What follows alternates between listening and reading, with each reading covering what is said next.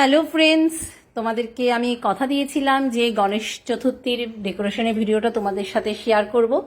দেখো, এটা গণেশ চতুর্থীর আগের দিন রাতের ভিডিও। আমাদের ডেকোরেশনের কাজ চলছে এখানে। আমার জামাইবাবু, আমরা সবাই মিলে যে আমার দিদির হাতের তৈরির যে ডেকোরেশনের কাজটা সেটা কিন্তু লাগিয়ে নিচ্ছি। এখন বাজে রাত 12টা 15। আর যেখানে গণেশজিকে বসানো হবে সেখানে এরকম একটা টুলের ওপরে বেদি করে নেওয়া হয়েছে। তার উপরে একটা হলুদ মানে কাপড় আর একটা আসন, খুব সুন্দর মিরারের কাজ করা। তার উপরেই কিন্তু আজ গণেশজিকে বসানো হলো। যেহেতু চতুর্থী লেগে গেছে, গণেশজির মুখ খুলে দেওয়া হয়েছে। আর দেখো, এরকম বেশ কিছু লটকান দিয়ে আজকে আমরা গণেশজির পিছনে ডেকোরেশন করে নেব।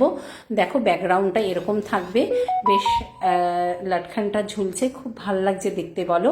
আর কিছু ফলস ফুলের চেন দিয়ে আমরা জানলাটাকে কভার করব। আজকের ভিডিওটা তোমাদের কেমন লাগছে তোমরা কিন্তু অবশ্যই জানিও। আমি শুধু এখানে ডেকোরেশন না, পরের দিন পুজোর ভিডিওটা তোমাদের সাথে আমি শেয়ার করব। আর যেহেতু কালকে খুব সকালে পুজো, তাই আমরা রাত্রের মধ্যে কিছু ফল ফুল এইভাবে অ্যারেঞ্জ করে রেখে দিচ্ছি, যাতে কালকে খুব তাড়াহুড়ো না লাগে। দেখো, ফল সমস্ত ধুয়ে সুন্দরভাবে গুছিয়ে রাখা হয়েছে। এখানে বাজে 1টা 25। চলো এবার পরের দিনের সকালের ভিডিও আমি দেখাচ্ছি। দেখো, প্রথমেই আমি একটা থালার মধ্যে লাড্ডু আর মোদক সাজিয়ে নিয়েছি। এটা কিন্তু গণেশজির খুব পছন্দের মিষ্টি, তাই জন্যই তোমাদের সাথে আগে এটাই আমি দেখাচ্ছি। আর এদিকে একটা থালার মধ্যে নৈবেদ্য সাজিয়ে নিয়েছি।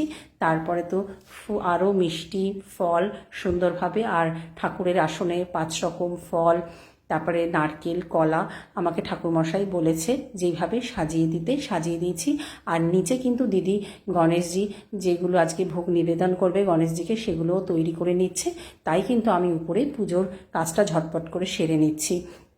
আর দেখো, এইভাবে সুন্দরভাবে আর একটা পুষ্পপত্রের মধ্যে ফুলগুলো গুছিয়ে রেখেছি। এই পিঙ্ক পদ্ম ফুলটা কিন্তু আমার বাবার বাড়ির গাছের। এটাই আজকে ঘাটে দেওয়া হবে, যেহেতু গণেশজির হলুদ আর লাল খুব পছন্দ, তাই এইটা দিয়ে আজকে এই হলুদ আর লাল ফুল দিয়ে পুজো করা হবে। আর দেখো, আর একটু তোমাদের সাথে ডেকোরেশনটা সকালবেলা শেয়ার করে নিচ্ছি, যেহেতু কালকে রাতে দেখানো হয়েছে। দেখো, এইভাবে সাজিয়ে গুছিয়ে নেওয়া হয়েছে। আর বলো তোমরা আজকের ভিডিওটা তোমাদের কেমন লাগলো।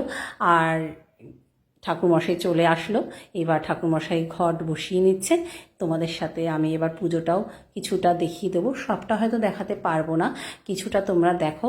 আর তোমাদের ভিডিওটা কেমন লাগলো অবশ্যই কিন্তু জানাতে ভুলো না, ঠিক আছে? আর গণপতি বাপ্পাকে বলি সবার মঙ্গল করুক, সবাইকে ভালো রাখুক, সবার মনের আশা পূরণ করো। আজকে এইটুকুই, ভিডিওটা এখানেই আমি আজকে শেষ করব। আবার অন্য দিন অন্য ভিডিও নিয়ে হাজির হব।